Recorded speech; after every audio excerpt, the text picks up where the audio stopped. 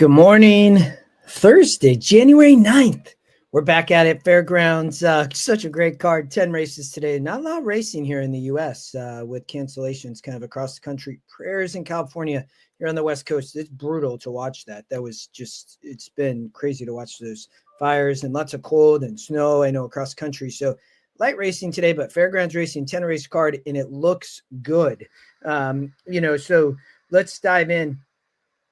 I think race 3, to me, this was really a 2-horse race between Golden Ice and Motown Star. I think the 4-horse does help.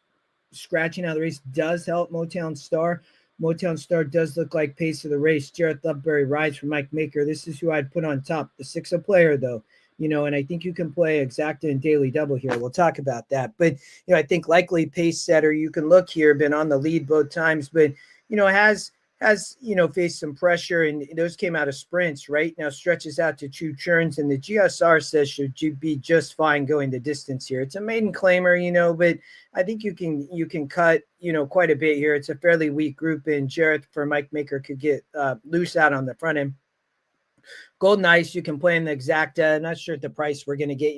Maybe 3-1. You might get a little bit higher, so I like that. But, I think brings experience here versus this group's come out of tough races over on the Kentucky circuit. You can toss probably the, synthetic effort out over at Turfway Park, but, is, second off the claim for Amos, and that's great. So I like the 6-7 Exacta here.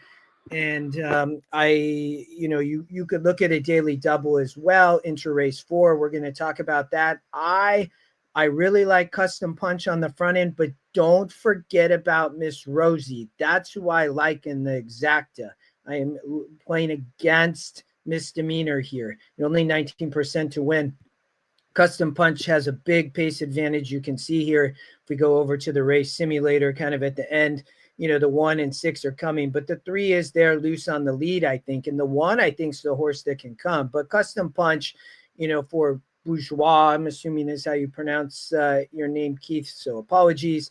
But, it looks to be pace of the race here, and had 2 wins over the summer on the lead, at Evangeline, and then back, I guess, in more the spring, winter there at Fairgrounds. So, and when you look at this last out effort, and the 62 is now dropping. So faced, some pressure there and backed up, but now drops in SOR 4 points. And I think that could be dangerous. But I think there's some question mark. Miss Rosie's the one, though, with the question mark. I love the price here. Love. And, again, can play from the Daily Double in the previous race into the 1 and into the next race we're going to talk about. So, 1 at 50, lightly raced, has some layoff lines, but Gellner off the claim, second off the claim, has been able to stock the pace in both tries, and, she's going to have to sit a good, kind of trip here, and there's going to be a lot of speed up front there, but she gets to a favorable inside post, shifts out of the 7 post, which is never easy yet, Fairgrounds on those outside posts. And, 1 easy and a 46. So she can improve here in State Bred Company, in my opinion. And you're going to get an absolute dream price. This is who I'd put on top. Again, 7 in the last race with the 6 as potential. And I love Miss Rosie here, but Custom Punch also a player. So, look at what you're getting on odds there.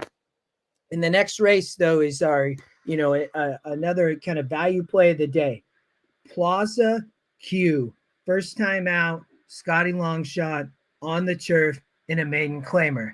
Tough race, but I love the play here. I watched the work. I talked about the work with some EquinEdge colleagues. The GSR is low and it's first time McPeak, but it looked good. And this is not a great group, I will tell you. And I think she drops in here. It's very sneaky, and I love the first-time starter Scotty Longshot angle. This is shown to be a flat bet profit over the years and is really, really good. So, that's where I would land there in race 5. I think all 3 of those you can play around some horses, and I think you can get, we're going to be able to get, 5-1, 10-1 on some of these bets, and that's what we're looking for. All right, in the back half of the card, if you wanted a single, I think Gunnar Glacken is a potential one here. I think the 5 on the inside isn't all that great, and the 6 is going to have the speed, and you can see here wins the race and easy. So I think you could have a single there. Our last race we're going to talk about, because we're going to release this right about post time. So we're going to release this in a couple minutes, and you're going to get it right before the 10:45 Pacific post or 1:45 Eastern.